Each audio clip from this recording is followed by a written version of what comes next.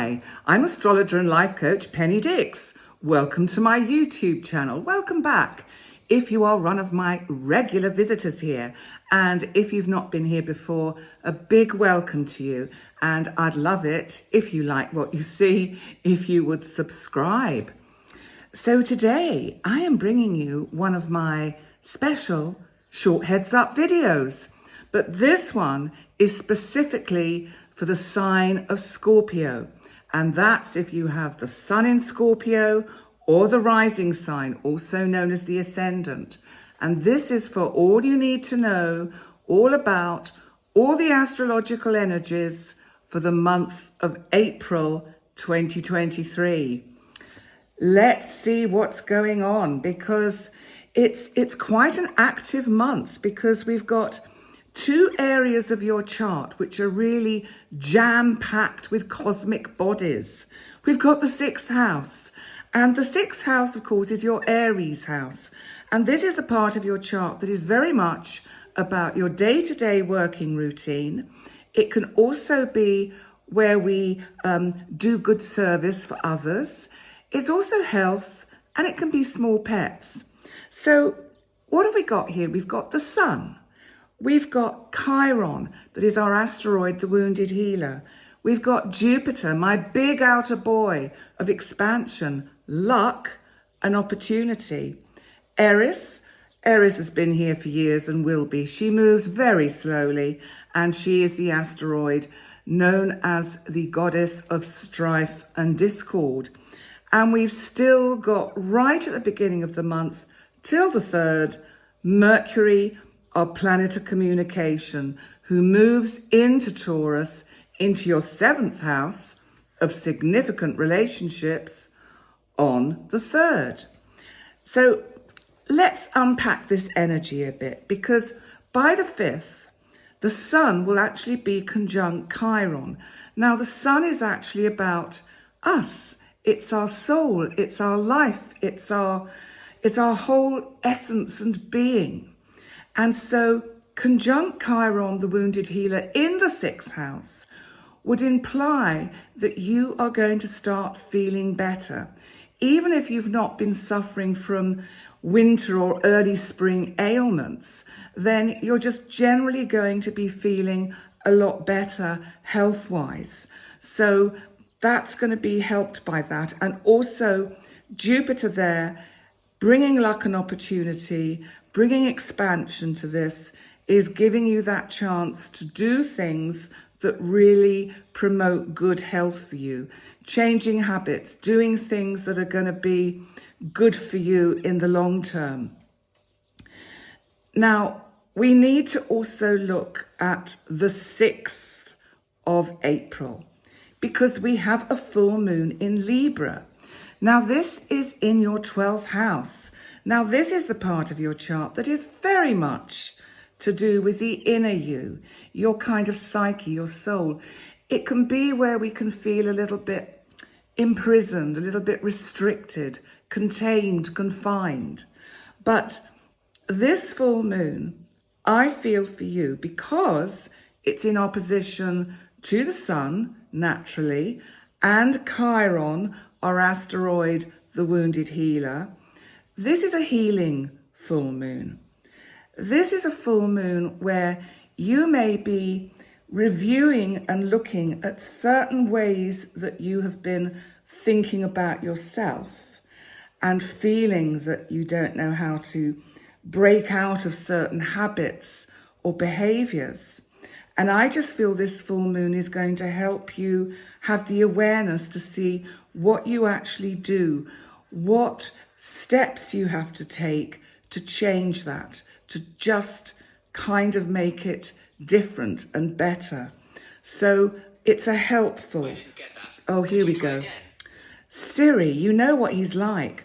Either we get married or I end it. But, you know, so talking about that, what's going on in your 7th house of significant relationships? And stay out of this, Siri. Well, we've got Venus conjunct Uranus. That aspect has already actually gone past. And Venus is staying in your 7th house, bringing nice feelings for relationships. It's really, sometimes it can bring new relationships into our lives. It's going to make you feel attractive and attractive to others, and others are going to be attracted to you with this kind of energy. So bearing that in mind, Venus actually moves into Gemini on the 11th. And that, of course, is the sign of communication. And this is your 8th house. And this, of course, is the part of your chart to do with joint finance. Now, Venus can also be about money. So there is something here about documents, news, information, discussion going on about your financial situation or joint finances, maybe even money that's owed to you that you'd really quite like to come back to you. So that could be a manifestation of that. I also think it could be transformation to do with a significant relationship, because there's something about the 8th house opposite the 2nd house, which brings in that kind of element of duality. So because it's the 8th and it's the 2nd, and the 2nd house is the Taurus house, and it can be about the relationship we have with our own self-worth and also with how we relate to, how we manage our material world.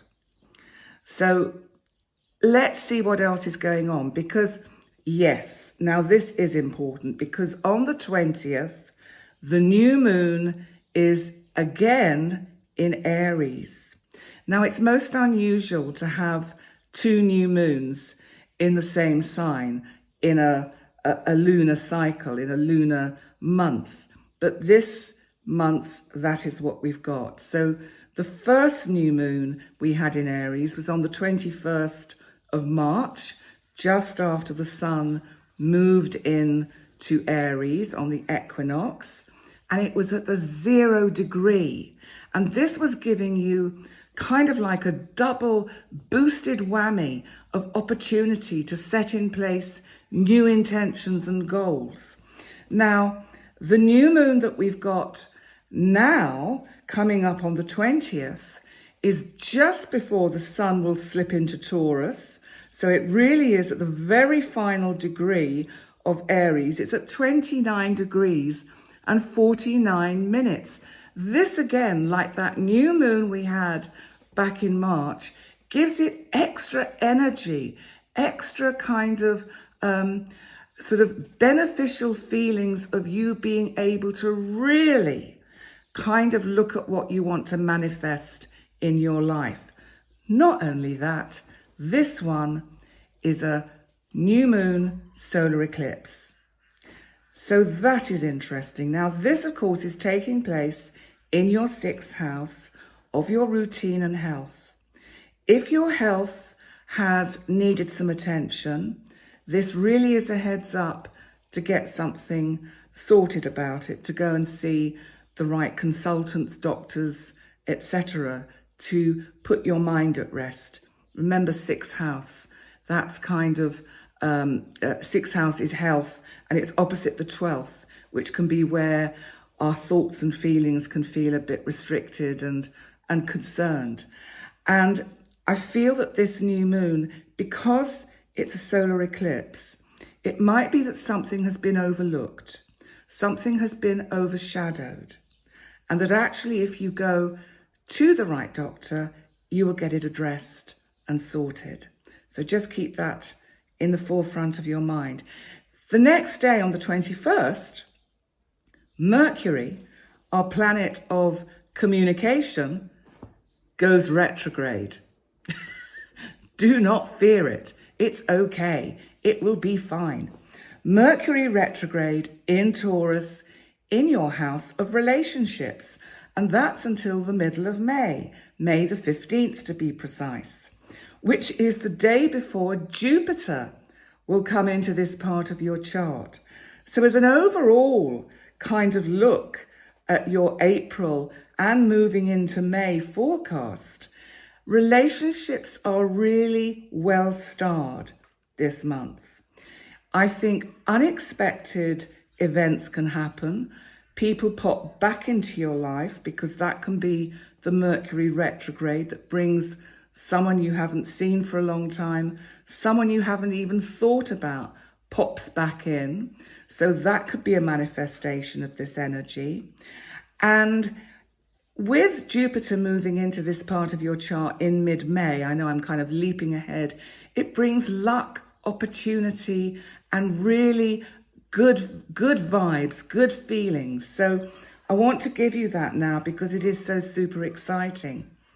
And finally, before I bring your reading to a conclusion for this month, let's just look at Mars, because Mars, our god of energy and action, assertion, can also be the physical body, sexuality, is now in Cancer. Now, Mars in Cancer gets a bit emotional, a bit upset about things. And Mars is actually squaring, that's a hard, challenging angle, Chiron, our wounded healer asteroid, in your 6th house of Aries. So this is on the 27th. Now, it's only going to last for a few days, but I think what you have to be aware of is that you might be feeling quite emotional about matters that are happening at a distance. There may be something or someone that has issues and you really like to be there, but you just can't actually make that journey, that travel. So that could be something that comes up with it. But in all, April, I think it's going to feel like the energies speed up. You've now got, of course, Pluto well and truly in your 4th house of home and family. That is going to bring immense change and shifts over the next 20 years. But don't fear it. Don't be concerned about it. These energies are generational. They take time. It will take time. There will be times when you won't even be aware that Pluto is in this part of your chart. But it will bring certain changes when it's aspected by other parts of your natal chart. So there we go. There's your reading for April. Little bit late this month. Apologies. Unforeseen circumstances. But thank you so much for coming to watch and listen to your Scorpio forecast. And please remember to like, comment, share, subscribe. Thank you to all the new subscribers. I'm really thrilled that you've chosen to follow me. Thank you so much. And I look forward to seeing you all next time. Bye for now.